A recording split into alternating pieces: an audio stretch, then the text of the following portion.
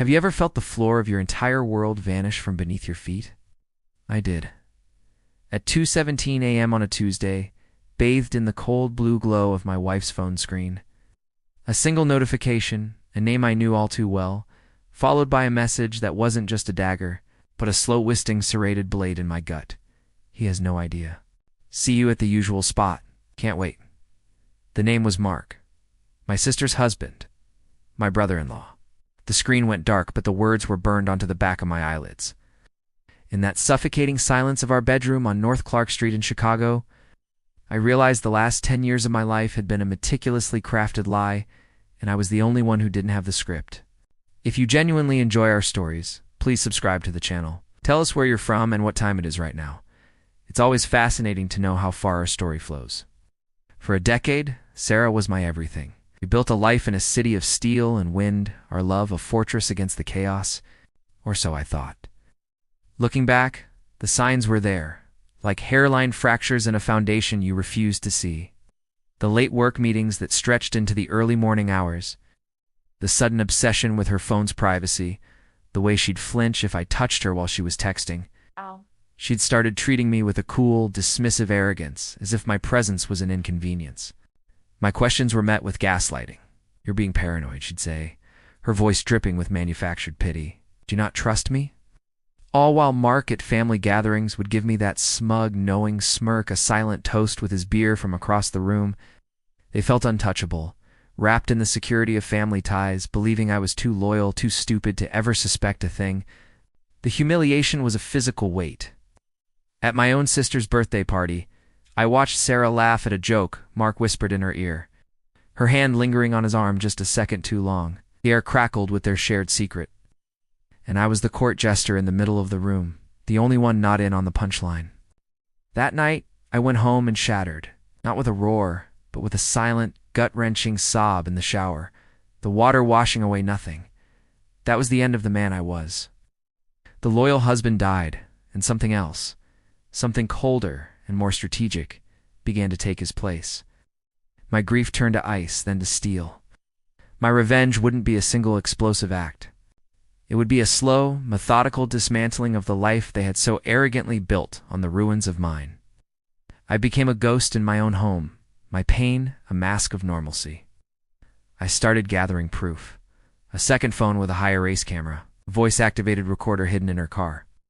I tracked their movements through a GPS tracker I bought online. With the proof secured, I set the traps. I contacted the best divorce lawyer in Chicago, a shark named Ms. Albright, who specialized in high-conflict cases with infidelity clauses.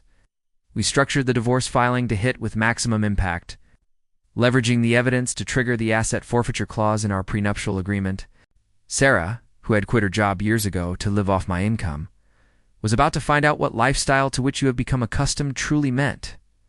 Socially, I laid the groundwork. I started a joint savings account with my sister Emily for her kids' college fund, moving a significant portion of my liquid assets there, legally and with her full knowledge. It was our money for our family's future, insulated from the coming storm. The public exposure was set for the one place they felt safest, our annual family Thanksgiving dinner. 20 people, all our loved ones, gathered in our home. The air was filled with the smell of turkey and the sound of laughter. My laughter was hollow. After the main course, I stood up, clinking a glass for a toast. I started by talking about love, about trust, about family. Then my voice turned to ice. I'm thankful for learning the truth, I said, looking directly at Sarah, then at Mark. The truth about what happens when the two people you trust most in the world betray you in the most sickening way imaginable. Silence fell. I projected the first image onto the wall-mounted TV above the fireplace.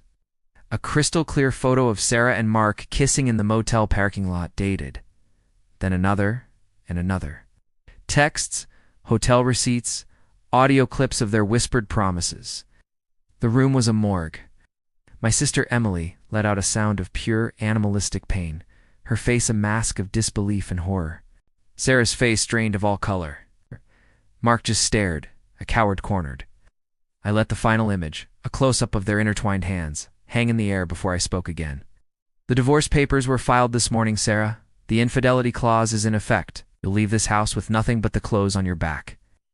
And Mark, I said, turning to the shell of a man who was once my friend, I hope you enjoy explaining this to your children, when they're old enough to understand why their father destroyed their family.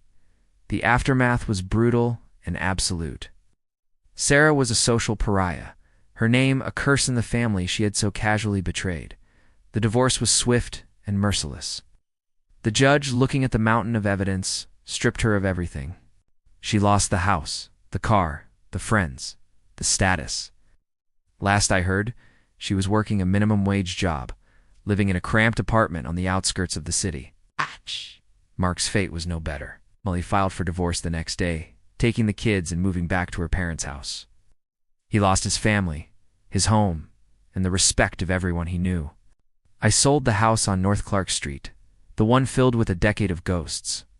Sometimes late at night in my new sterile apartment overlooking the Chicago River, I wonder if they ever think about the cost. I don't feel triumph, or joy, or even satisfaction. Just a vast, cold emptiness where a life used to be. The silence is the only thing that's real now. The end.